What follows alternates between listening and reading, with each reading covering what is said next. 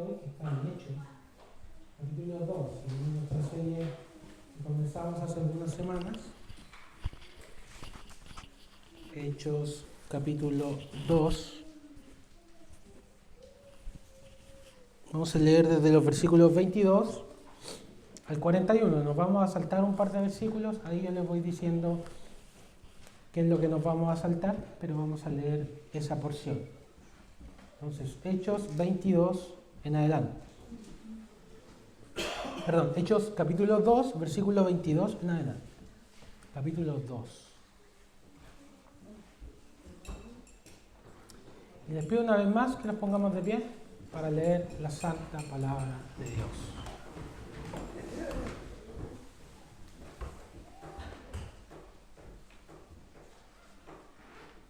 Hermanos, el que tenga oídos para oír, que oiga la voz del Señor. Varones israelitas, oíd estas palabras. Jesús Nazareno, varón aprobado por Dios entre vosotros con las maravillas, prodigios y señales que Dios hizo entre vosotros por medio de él, como ustedes mismos saben. A este, entregado por el determinado consejo y anticipado conocimiento de Dios, prendisteis y matasteis por manos de inicuos, crucificándole, al cual Dios levantó, sueltos los dolores de la muerte, por cuanto era imposible que fuese retenido por ella. Versículo 33. Así que, exaltado por la diestra de Dios, y habiendo recibido del Padre la promesa del Espíritu Santo, ha derramado esto que vosotros veis y oís. Porque David no subió a los cielos, pero él mismo dice: dijo el Señor a mi Señor, siéntate a mi diestra hasta que ponga a tus enemigos por estrado de tus pies. Sepa pues, ciertísimamente, toda la casa de Israel, que a este Jesús, a quien vosotros crucificasteis, Dios le ha hecho Señor y Cristo. Al oír esto, se compungieron de corazón y dijeron a Pedro y a los otros apóstoles: varones, hermanos, ¿qué haremos? Pedro les dijo: arrepentíos y bautícese cada uno de vosotros en el nombre de Jesucristo para perdón de los pecados, y recibiréis el don del Espíritu Santo. Porque para vosotros es la promesa, y para vuestros hijos, y para todos los que están lejos, por cuanto el Señor nuestro Dios llamare. Y con otras muchas palabras testificaba y les exhortaba, diciendo: sed salvos de esta perversa generación. Así que los que recibieron su palabra fueron bautizados, y se añadieron aquel día como 3,000 personas. Amén. Oremos una vez más. Gracias, Señor, por tu palabra, que son bellas palabras de vida. Ayúdanos por tu Espíritu Santo a hablar y oír, dirigidos por ti, Señor. Y que mi meditación y mi corazón, Señor, sea agradable delante de ti en esta hora. Jehová, roca mía y redentor mío, ayúdanos, líbranos de todo aquello que nos aparte de tu palabra. Permítenos, Señor, aplicarla a nuestra vida y ponerla por obra, y no ser oidores olvidadizos. Esto lo pedimos por Jesús una vez más. Amén. Tome asiento, queridos.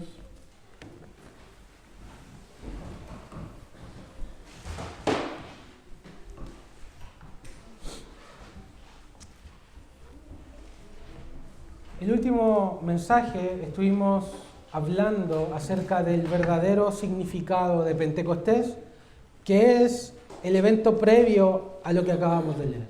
De hecho, no es un evento previo, está todo unido.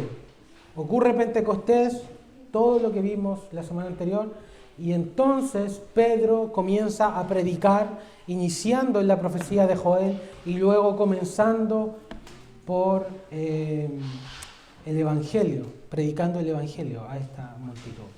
Y en este pasaje nosotros tenemos la primera prédica registrada de los apóstoles. Y esta es el resumen apostólico del mensaje que Dios tiene para el ser humano, que es, por supuesto, el Evangelio de nuestro Señor Jesucristo.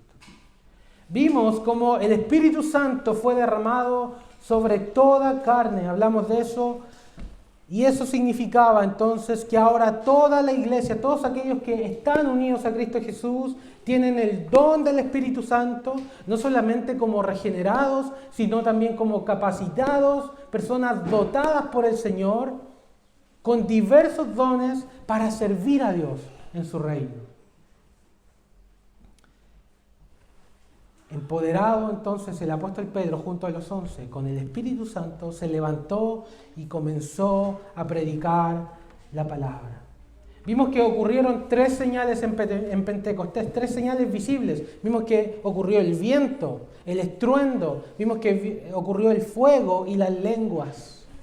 Sin embargo, la mayor señal de que la iglesia ha sido capacitada y dotada por el Espíritu Santo no tiene que ver ni con el viento, ni con el fuego, ni con las lenguas, sino que tiene que ver con que la iglesia se levantó y comenzó a predicar la palabra de Dios. Esa es la mayor señal de una iglesia llena del Espíritu Santo. Una iglesia empoderada por la tercera persona de la Trinidad es una iglesia que expone fielmente y con poder las Escrituras. Vemos cómo Pedro comienza a hacer un mensaje expositivo de la palabra de Dios. Primero citando Joel, luego citando el Salmo 16, luego citando el Salmo 110. Una prédica llena de citaciones de la Escritura y que no se quedaba solo en las citas, sino que él tomaba esas citas y las aplicaba, las explicaba y las aplicaba con poder. Y vemos el resultado también de esa prédica. Hace unos años hubo una conferencia en Santiago que organizó la primera iglesia presbiteriana de Santiago. Y en estas conferencias se invitaban diversas denominaciones a explicar la historia de sus denominaciones. Por supuesto, no podía faltar la iglesia pentecostal. Cuando el pastor pentecostal se presentó en esa conferencia y comenzó a dar cuáles eran las características principales del pentecostalismo, él comenzó diciendo lo siguiente: el tronco del pentecostalismo, escuche bien, el tronco del pentecostalismo chileno tiene que ver con el empoderamiento del Espíritu Santo en el culto. Eso fue lo que dijo.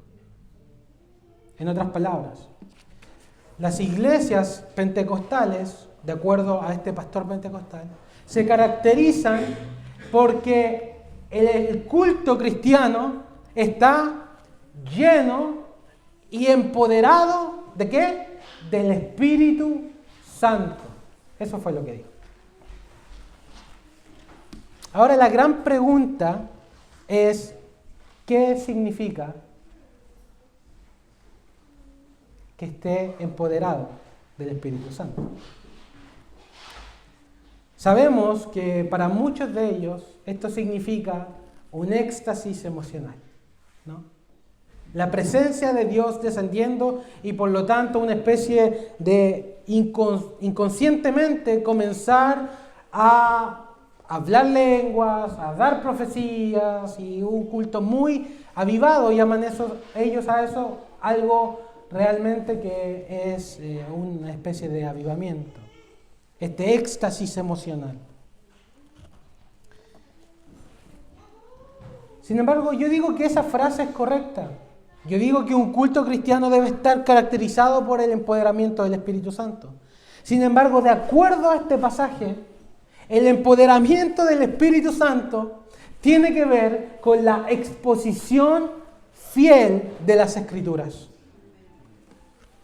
¿Qué es ser empoderado del Espíritu Santo?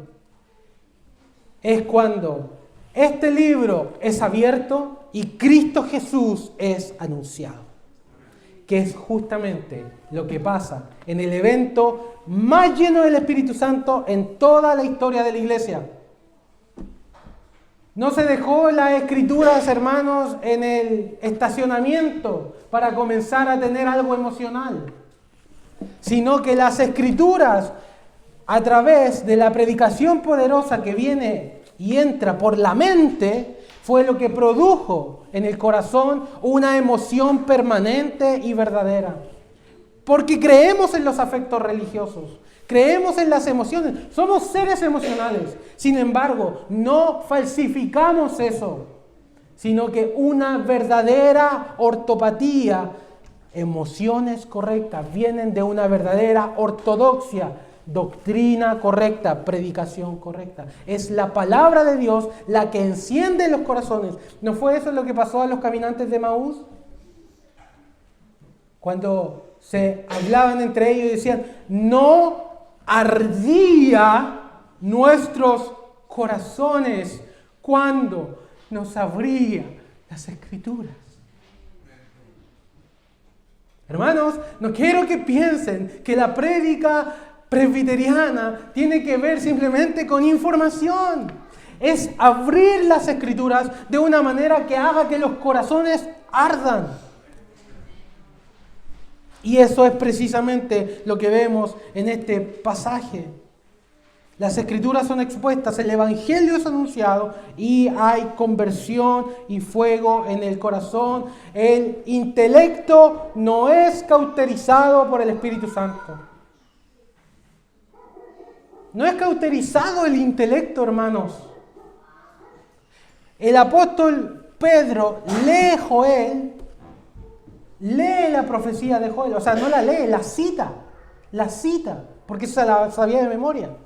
Y citando la profecía de Joel, no cerró su Biblia y dijo, ahora hermanos, vamos a tener un tiempo de avivamiento espiritual, que comience a sonar el piano, que bajen las luces, que comience el humo y comienza alguien a ministrar. Se leyó la palabra y no se cantaron 3 horas de coritos después de eso, hermanos. Lo que pasó fue que el apóstol abrió la palabra de Dios y comenzó a predicarla. Y eso es la gran característica de una iglesia llena del Espíritu Santo. Se expuso la palabra. No se leyó la palabra y luego vino una obra de teatro. La palabra y luego que la música suene. Se lee la palabra y luego todos cerramos los ojos, levante la mano y deja que el Señor entre en tu vida. Hay una predicación poderosa de las Escrituras. ¿Y de qué se trató el sermón de Pedro? ¿De qué se trató el sermón? ¿Cuál fue su punto principal? ¿Quién fue el protagonista de su sermón? ¿Las lenguas? ¿Comenzó a hablar de las lenguas? ¿Comenzó a hablar del viento? ¿Comenzó a hablar del fuego? Pedro abrió las Escrituras y comenzó a hablar de Jesús. La vida de Cristo, varón aprobado. La muerte de Cristo, Dios lo entregó a una cruz. La resurrección de Cristo, Dios lo levantó de los muertos. Ahora está exaltado, sentado a la diestra del Padre. Todo y cada uno de los puntos del sermón de Pedro era Cristo, Cristo, Cristo. La vida de Cristo, la muerte de Cristo, resurrección de Cristo, la exaltación de Cristo. Porque Cristo hizo lo que hizo, ahora derramado el Espíritu Santo, Cristo es el centro, solo Cristo. Y ahí tú ves realmente a una iglesia llena del Espíritu Santo, empoderada por el Espíritu Santo. Porque justamente esa es la función del Espíritu Santo. El Espíritu Santo nos llama la atención sobre sí mismo. El Espíritu Santo llama la atención sobre Cristo. ¿No fue eso lo que Jesús dijo en Juan 15, 26? Pero cuando venga el Consolador, la promesa del Padre, el Espíritu de verdad, Él dará testimonio de mí. Y luego en Juan 16, 13 al 14, cuando venga el Espíritu de verdad, dice Jesús, el versículo 14, Él me glorificará a mí y tomará de lo mío y os lo hará saber. Entonces, ¿a quién glorifica el Espíritu Santo? A Cristo. Un culto, por lo tanto, espiritual, no es un culto donde la atención está puesta sobre el Espíritu Santo. Un culto espiritual es donde la atención está puesta sobre Cristo, porque el Espíritu glorifica al Hijo de Dios. Eso es lo que la Escritura nos dice. ¿Recuerdan ustedes que el sermón anterior nosotros estuvimos hablando de este derramamiento y hablamos de Efesios 4?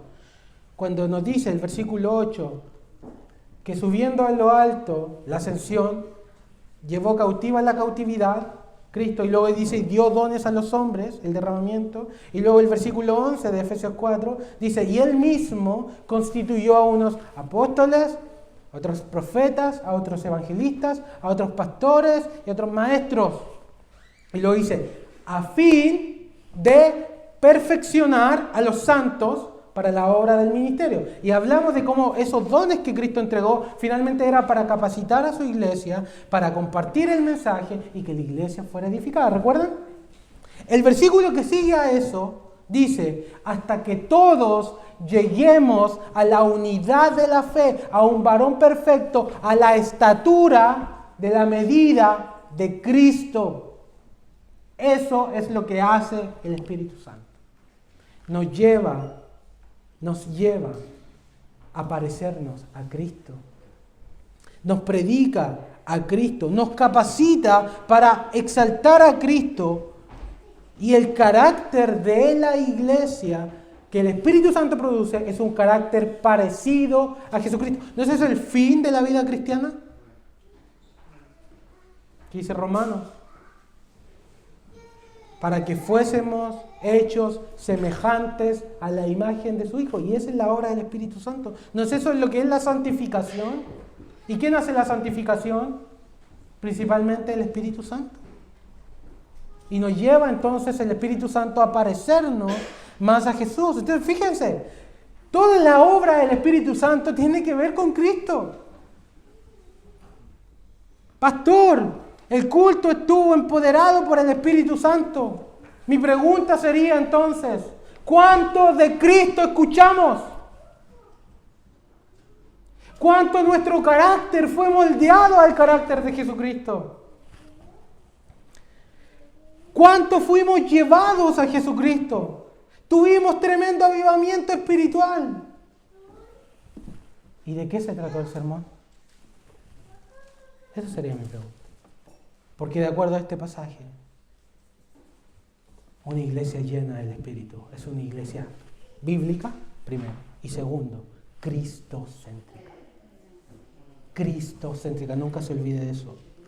Cristocéntrica, el centro es Cristo. Entonces, el termómetro de nuestra espiritualidad como iglesia y en nuestras vidas y en nuestras familias tiene que ver con Cristo. ¿Cuánto de Cristo hay en nosotros? ¿Cuánto de Cristo estamos conociendo? ¿Cuánto de Cristo nos estamos pareciendo? ¿Quieres una iglesia originalmente pentecostal? ¿Que viene de Pentecostés? Esa es una iglesia bíblica y cristocéntrica. Es donde este libro es abierto y Cristo es anunciado. Mi primera aplicación respecto a esto es lo siguiente. Lo único que el hombre y la mujer cristiana necesitan, por lo tanto, es a Jesucristo. Esa es nuestra mayor y única necesidad que tenemos. Necesitamos ser una iglesia cristocéntrica, necesitamos tener cultos que apunten hacia Cristo, pero también, ¿saben qué necesitamos?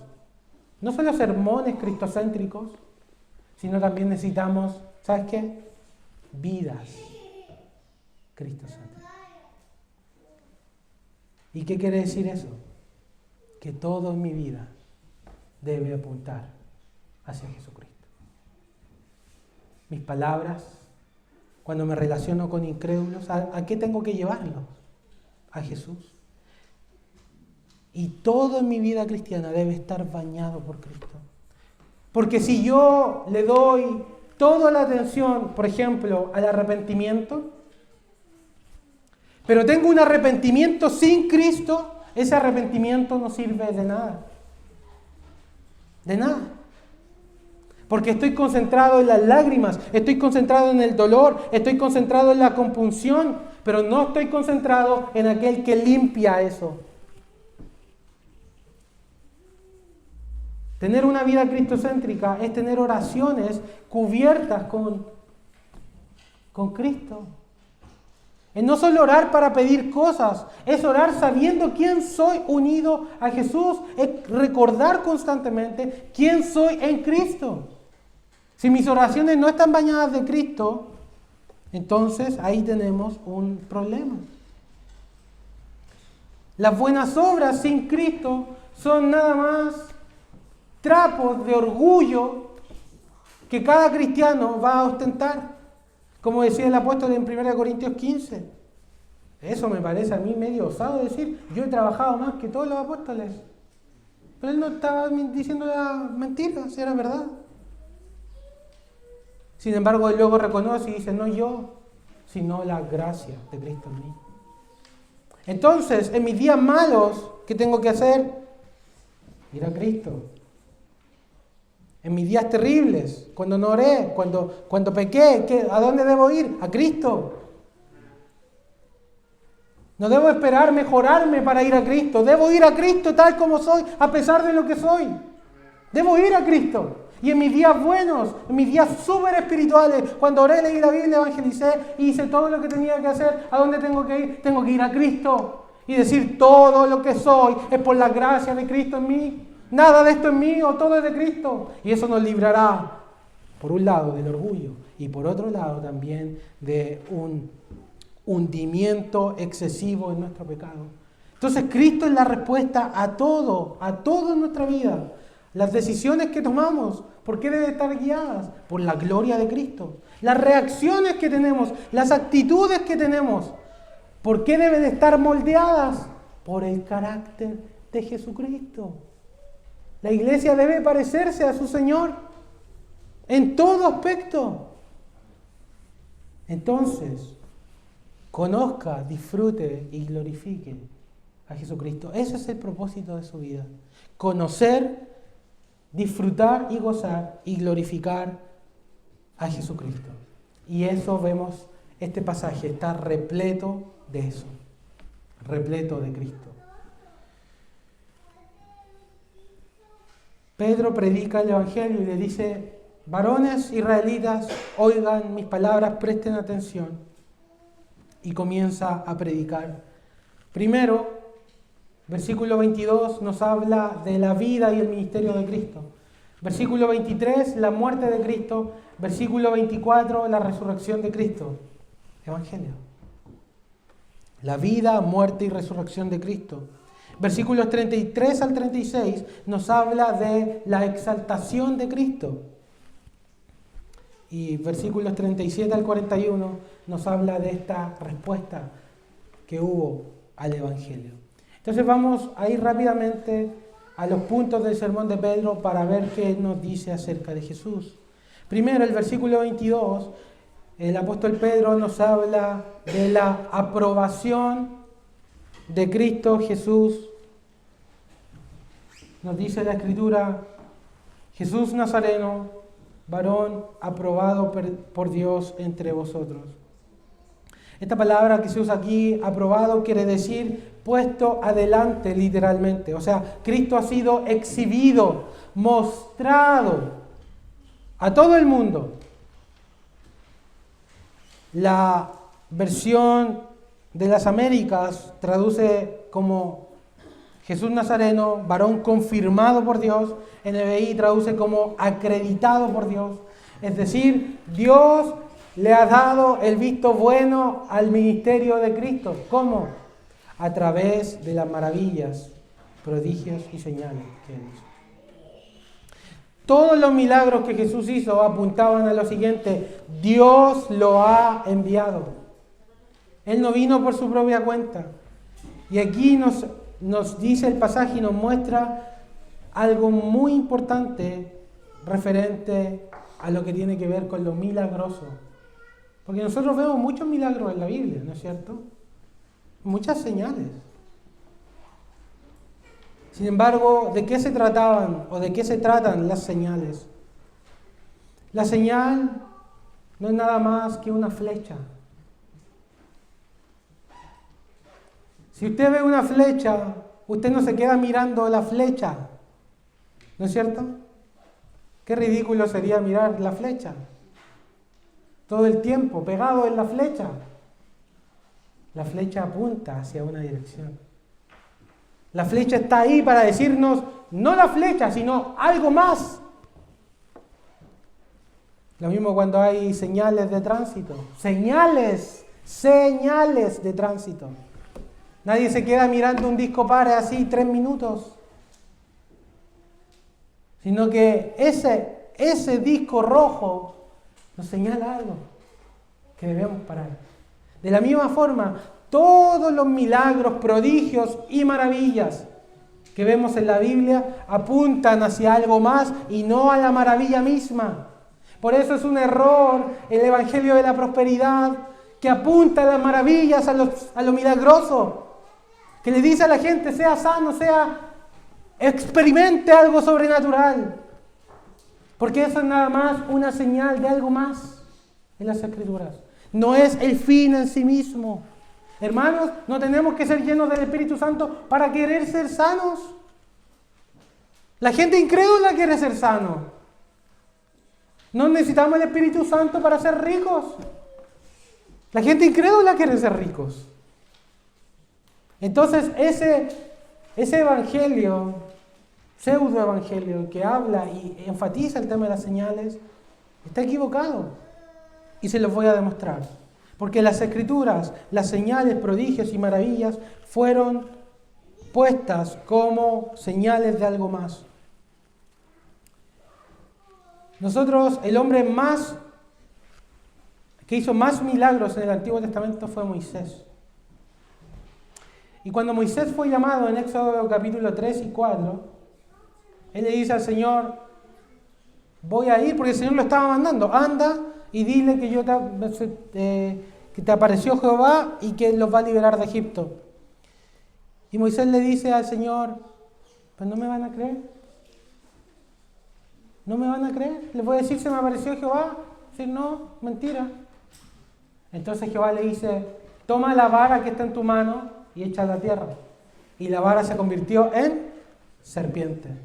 Y luego le dice: mete tu mano en tu seno. Se metió la mano en el vestido, la sacó y la mano era leprosa. Luego la volvió a meter y la sacó y la mano estaba sana.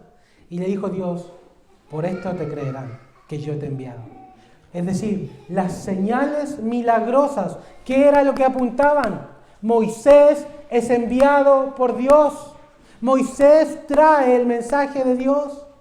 Eso es lo que la señal apuntaba. Lo mismo pasa con Elías, el profeta más poderoso en las Escrituras. Ustedes recuerdan, 1 Reyes capítulo 18, cuando está esa gran controversia con los profetas de Baal y cae fuego del cielo. ¿De qué se trataba el fuego del cielo? Elías lo dice cuando ora, 1 Reyes capítulo 18, cuando él ordena las piedras, 12 piedras, cada una por las tribus de Israel, y comienza a orar. Cuando llegó la hora del sacrificio de la tarde, comienza a orar y dice: Jehová, Dios de Abraham, Dios de Isaac y de Jacob y de Israel, sea hoy manifiesto que tú eres Dios y que yo soy tu siervo, y que todo lo que he hecho ha sido porque tú me lo has mandado. Y entonces, ¿qué pasó? Fuego descendió del cielo y consumió el holocausto. Entonces, ¿qué vemos ahí? Que la señal milagrosa tiene un propósito, que es que el mensajero está acreditado por Dios y trae la palabra de Dios. Los mismos apóstoles que nosotros le hemos hecho y tal, llenos de señales milagrosas, ¿no es así? Idiomas, sanan paralíticos, resucitan gente. ¿Y de qué se trataba todo eso? De lo mismo. Confirmar que el mensajero viene de parte de Dios. Hechos 14:3 nos dice que cuando estaban en Iconio se detuvieron allí mucho tiempo y hablaban con denuedo la palabra de Dios, confiados en el Señor. Atención lo que dice luego, el cual daba testimonio a la palabra de su gracia, concediendo que se hiciesen por manos de ellos señales y prodigios. Dios daba testimonio al mensaje de los apóstoles a través de los milagros apostólicos. Y el personaje que hizo más milagros en toda la historia de la raza humana, ¿quién fue? Jesús. Y Jesús en Juan 5:36 dice, yo tengo mayor testimonio que el que Juan, porque las obras que el Padre me dio para que cumpliese las mismas obras que yo hago, dan testimonio de mí que el Padre me ha enviado. Entonces, ¿de qué se trata las señales milagrosas? De apuntar hacia Jesucristo, de apuntar hacia el mensaje que Dios tiene. En el caso de Moisés, Elías y los apóstoles, ellos predicaban el mensaje de Dios. Sin embargo, en el caso de Jesucristo, Él no solo predica el mensaje de Dios, Él es el mensaje de Dios. Él es la palabra. Por lo tanto, todas las señales apuntan hacia Él. Todas las flechas, resurrecciones, lenguas, milagros, sanidades y cosas del Espíritu Santo que nosotros vemos aquí apuntan hacia Jesús, Jesús, Jesús. Todo el tiempo está apuntando hacia allá. Entonces no nos perdamos en las cosas milagrosas, hermanos. Yo sé que muchos de nosotros venimos de contextos donde se nos promete y se nos recontrajura sanidades y cosas sobrenaturales. Pero eso tuvo un propósito, y el propósito era apuntar hacia Jesucristo. No estoy diciendo que lo milagroso no existe, pero estoy diciendo que no es el fin último. El fin último siempre fue mirar a Jesucristo. Y eso es lo que el pasaje nos dice. Jesús Nazareno, varón aprobado por Dios entre vosotros, con las maravillas, prodigios y señales que Dios hizo entre vosotros por medio de Él, como vosotros mismos sabéis. Entonces Jesús vivió y ministró sanando gente, haciendo el bien, curando, predicando, recorriendo, sanando. ¿Y qué le pasó? Fue crucificado. Tú no vas a ver persona más llena de bondad y amor y compasión que Jesucristo. Pero este varón aprobado por Dios, varón elegido por Dios, fue crucificado, nos dice la Escritura. Fue entregado, versículo 23, a este entregado. O sea, fue como una especie de regalo. Fue entregado, dice, por Dios. Y aquí el versículo 23 nos presenta dos cosas que son ciertas en la realidad en la cual vivimos. Una, Dios es soberano sobre todo lo que ocurre. Y Dios tiene el control. Dios tiene el control de todos los acontecimientos, incluso del pecado de los hombres, incluso de la maldad. Nada de eso escapa la soberanía de Dios. Sin embargo, lo otro que el pasaje nos presenta es la responsabilidad humana y que el hombre es responsable por sus actos. Y el mayor ejemplo que tenemos de esas dos verdades encontrándose es precisamente en la cruz de Jesucristo. Porque el pasaje nos dice que Jesús fue entregado por el determinado consejo y anticipado conocimiento de Dios. Es decir, en última instancia, ¿quién entrega a Jesús a la cruz? Dios. Fue el plan de Dios. Pero en la práctica, ¿a quiénes vemos que lo están haciendo? A hombres impíos. Vemos a Judas lleno de codicia entregándolo. Vemos a los fariseos llenos de odio y envidia entregándolo. Y vemos a los romanos llenos de crueldad crucificándolo. ¿Son acaso ellos libres de responsabilidad por lo que hicieron? Porque estaba en el decreto de Dios. ¿Alguien se atreverá a decirle a Dios, pero estaba en tu decreto y yo hice lo que estaba en tu decreto? Lo hicieron porque quisieron hacerlo, motivados por su pecado. Nadie va a llegar al trono de Dios a decirle, soy pecador porque tú decretaste que lo fuera. Somos pecadores porque hemos decidido el pecado, hermanos. Lo hemos elegido. Hemos elegido las tinieblas. Y por eso el hombre yace responsable por su pecado. Responsable ante el trono de Dios. Y será condenado justamente por su pecado. Sin embargo, Dios incluso usa lo malo, el pecado de la humanidad, para producir cosas buenas y excelentes, como lo es la salvación de la humanidad. Así que Él orquestó y planificó de antemano la crucifixión de su Hijo. Sin embargo, los hombres yacen responsables delante del trono del Señor. Aquí nos dice determinado consejo. Y esto literalmente es como el plan delineado. El plan delineado por Dios. Es su consejo, su propósito. Y dice que Cristo fue entregado por ese plan.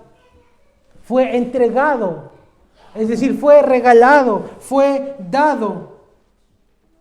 Fue regalado a un mundo endeudado, a un mundo perdido. Jesús fue entregado por su Padre. Por su Padre. ¿Y a qué fue entregado Jesús? Él fue entregado a la cruz. Fue entregado a la muerte. Fue entregado al sacrificio. Dios fue quien lo entregó. Dios fue quien lo entregó al sacrificio. Esto quiere decir que el costo de nuestra salvación es infinito.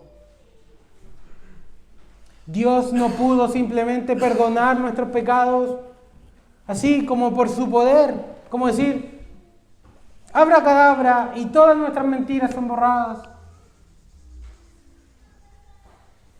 No pudo hacerlo a través de esa forma porque sería una negación de su propio carácter. Así que Él tuvo que entregar a su propio Hijo.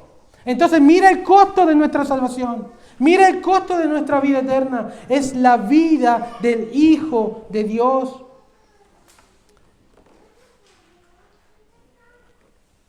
O eres tú o es Él. Así es de simple. Pero alguien tiene que pagar.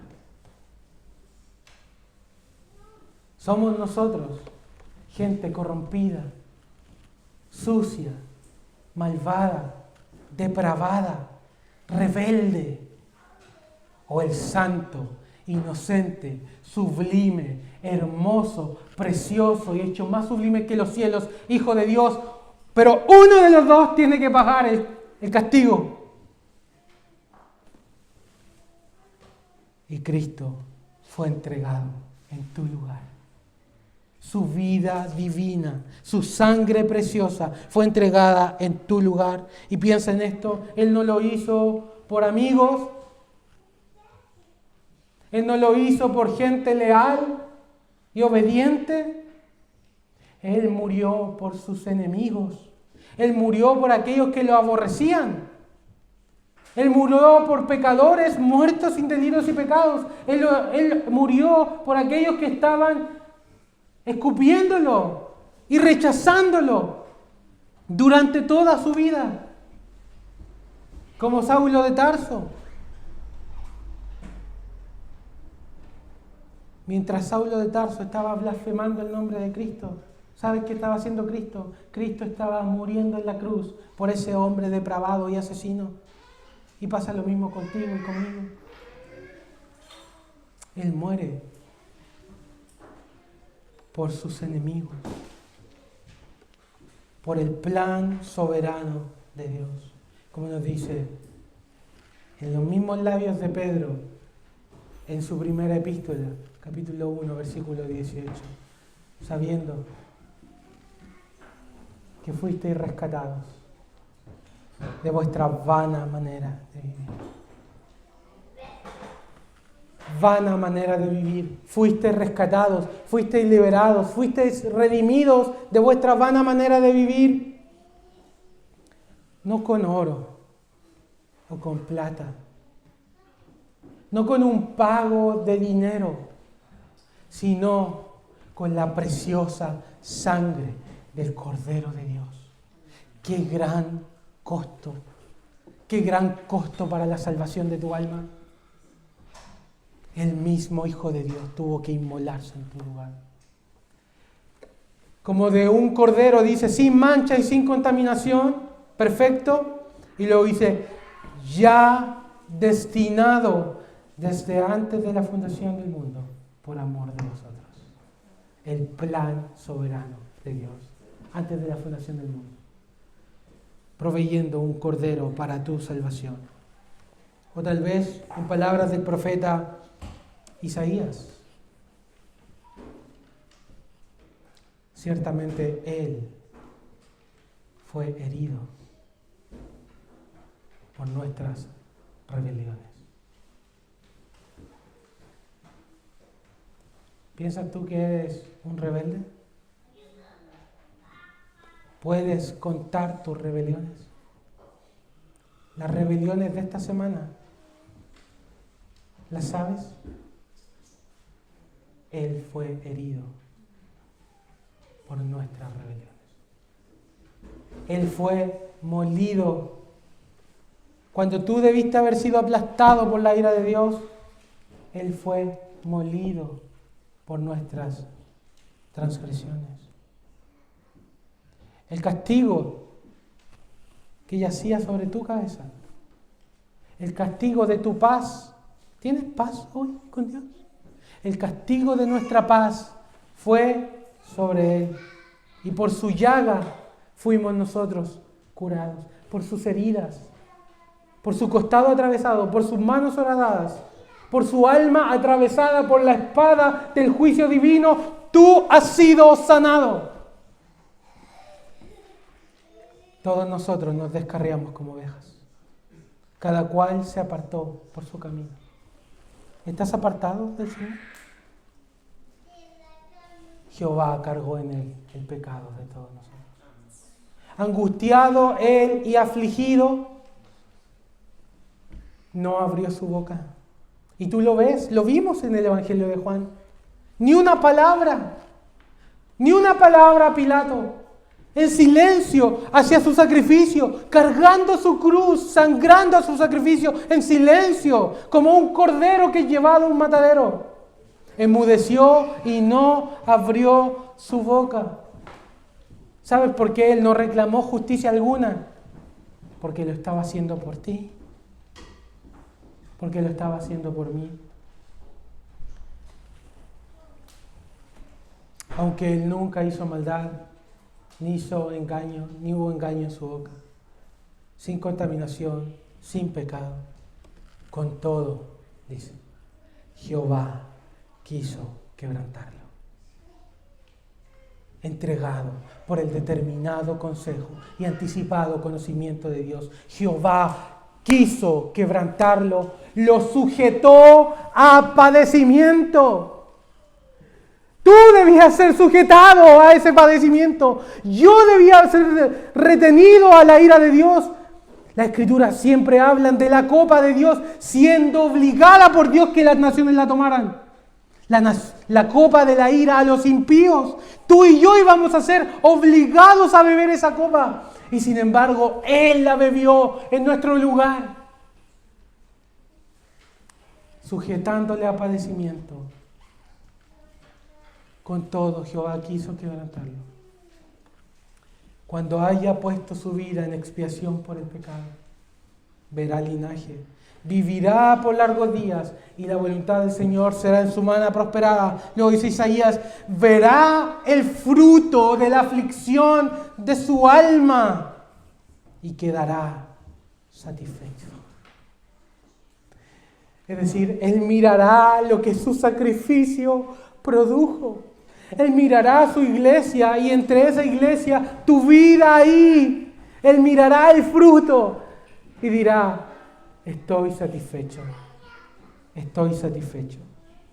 Mirará el fruto de la aflicción de su alma y quedará satisfecho. Por su conocimiento justificará mi siervo justo a muchos y llevará las iniquidades de ellos. Así que Pedro nos está diciendo, este Jesús, aprobado por Dios, fue entregado por su determinado consejo, anticipado conocimiento. Él fue entregado. Entonces, si Él fue entregado, ¿qué tenemos que hacer nosotros? Recíbelo, tómalo y di, es mío, en mi Salvador, en mi Señor, en mi Jesús. Yo soy suyo, Él es mío para siempre. Y aunque Él fue entregado por el determinado consejo de Dios, el apóstol tiene la suficiente audacia con su vida en juego de decir, ustedes lo mataron, ustedes lo crucificaron.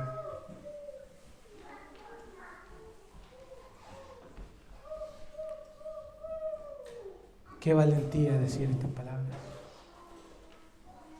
De enfrentar a los mismos asesinos de Cristo y decirles, ustedes lo mataron. Y aquí tú te das cuenta que la predicación del Evangelio es una predicación que apunta directamente a las conciencias y al pecado. Entonces también apunta hacia nosotros, hacia nuestros pecados, hacia nuestros rechazos de Cristo, porque nosotros también le hemos rechazado, buscando nuestra identidad y salvación en otras partes. Ustedes lo mataron, ustedes lo crucificaron.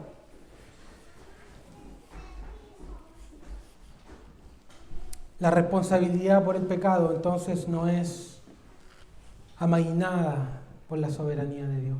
Dios pedirá cuenta a cada uno de nosotros por lo que hayamos hecho en este cuerpo.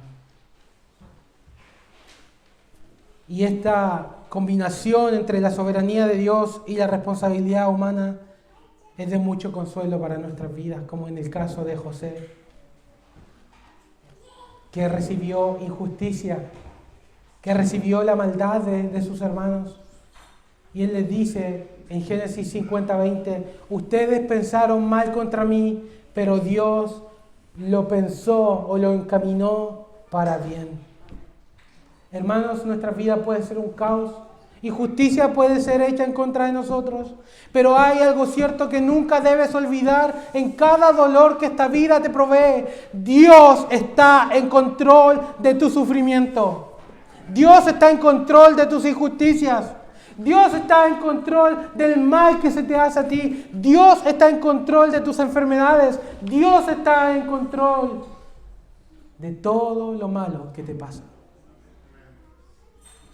Pero sepa esto, que Él lo encaminará para bien.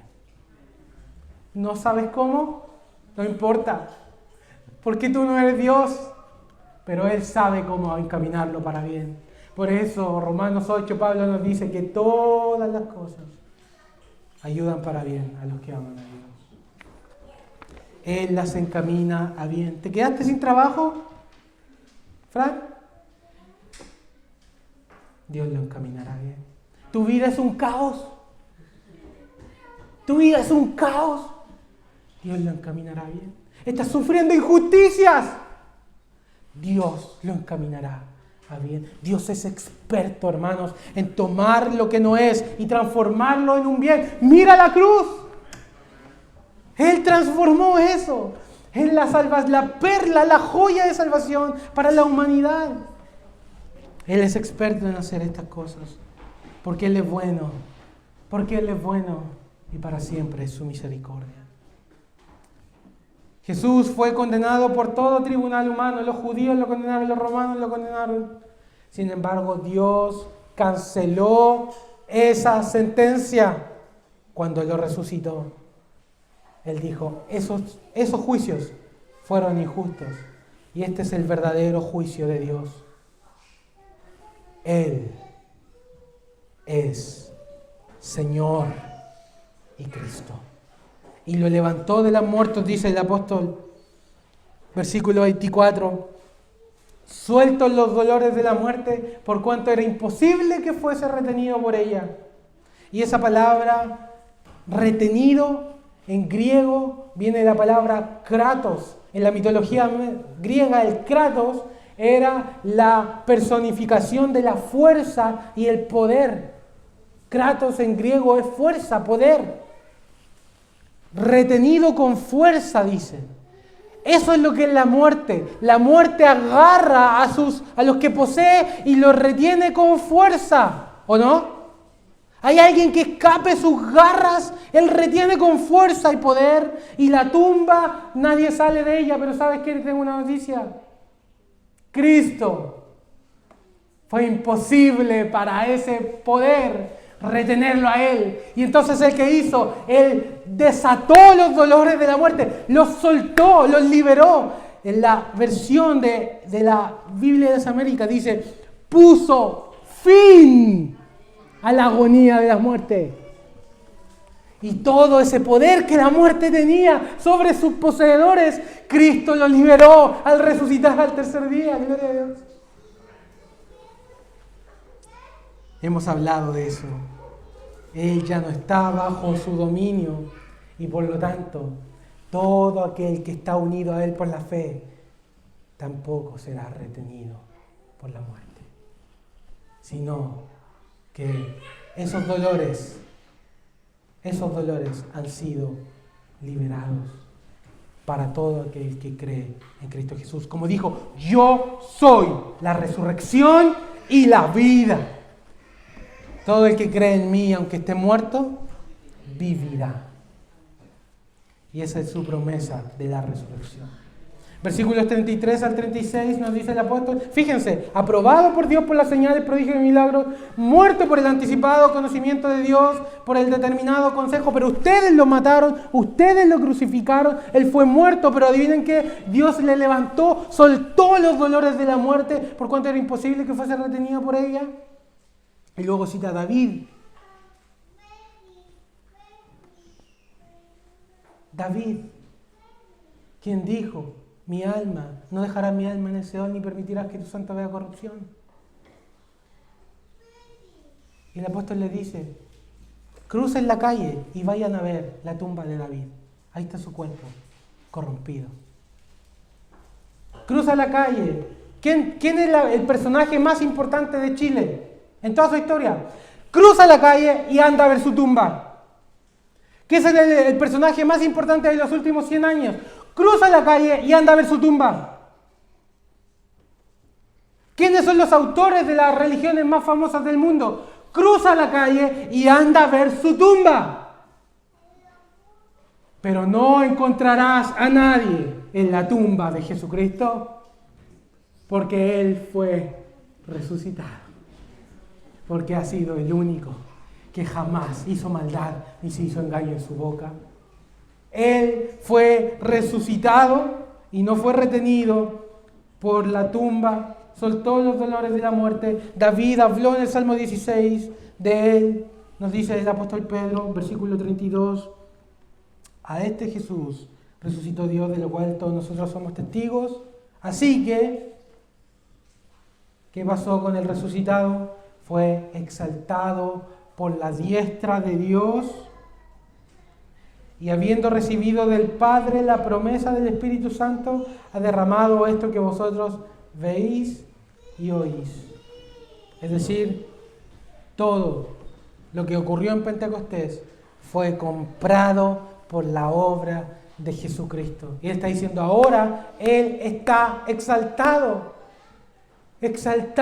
por el Padre, a la diestra de la majestad. Ahí está Jesús Jesús no está en una cruz, la cruz está vacía, la tumba está vacía, Él está en el trono.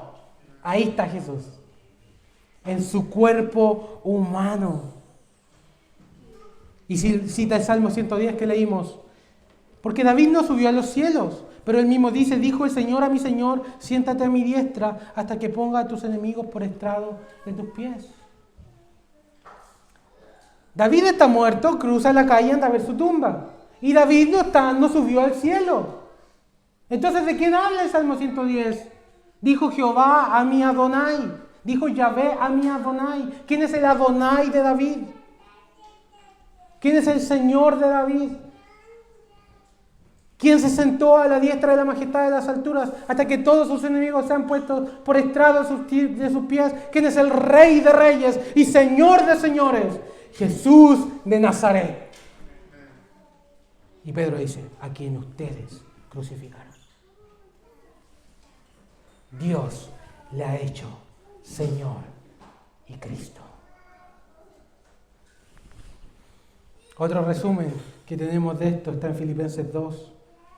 Cristo, siendo en forma de Dios, no estimó el ser igual a Dios como cosa que aferrarse, sino que se despojó a sí mismo tomando forma de siervo y estando en esa condición de hombre, se humilló a sí mismo haciéndose obediente hasta la muerte y muerte de cruz, por lo cual Dios también lo exaltó hasta lo sumo y le dio un nombre que es sobre todo nombre, para que en el nombre de Jesús se doble toda rodilla de los que están en los cielos y en la tierra y debajo de la tierra.